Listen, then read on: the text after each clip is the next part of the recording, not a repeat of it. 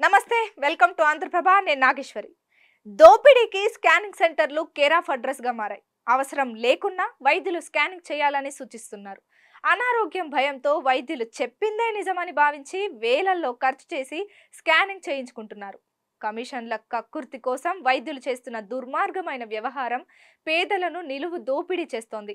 ఒకవైపు దోపిడీ, మరోవైపు మహిళలతో అసభ్య ప్రవర్తనతో స్కానింగ్ సెంటర్లు అంటేనే భయమేస్తోంది.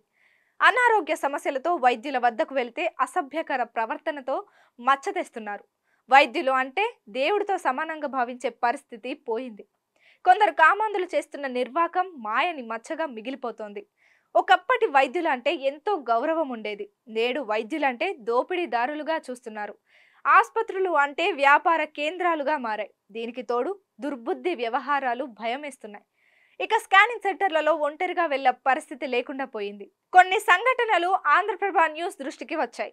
స్కానింగ్ సెంటర్లలో జరుగుతున్న వికృత చేష్టలపై సవివర కథనం ప్రచురితమైంది. పెద్ద ఎత్తున స్పందన వచ్చింది. ఖలీల్వాడిలోని పేరుగాంచిన ఓ స్కానింగ్ సెంటర్ కు వచ్చే మహిళలకు స్కానింగ్ చేస్తుండగా అందులో పనిచేసే ఓ దుర్మార్గుడు చేసిన నిర్వాకం తల దించుకునేలా ఉంది. స్కానింగ్ చేసే సమయంలో డాక్టర్ను దేవుడిగా భావిస్తే అదే అదనుగా వీడియోలు, ఫోటోలు తీసి వైద్య రంగం తల దించుకునేలా చేసిన ఆ స్కానింగ్ సెంటర్ పై కఠిన చర్యలు చేపట్టాల్సిన అవసరం ఉంది. ఖలీల్వాడిలోని ఆ స్కానింగ్ సెంటర్లో లింగ నిర్ధారణ పరీక్షలు పరిపాటిగా మారాయి. మగ సంతానం కోసం లింగ నిర్ధారణ పరీక్షలు చేస్తున్నట్లు తెలిసింది. కొందరు కొడుకు కావాలని కోరుకొని లింగ నిర్ధారణ కోసం స్కానింగ్ సెంటర్లను ఆశ్రయిస్తున్నారు.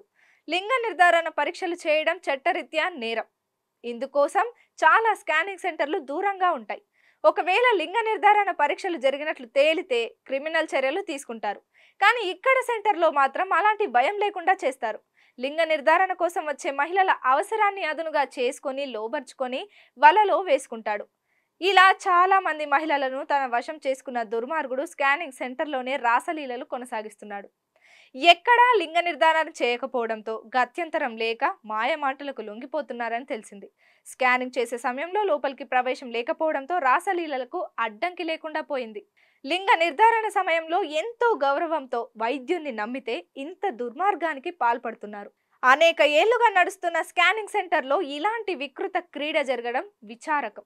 సంబంధిత అధికార యంత్రాంగం వెంటనే విచారణ చేపట్టి చర్యలు చేపట్టాల్సిన అవసరం ఎంతగానో ఉంది.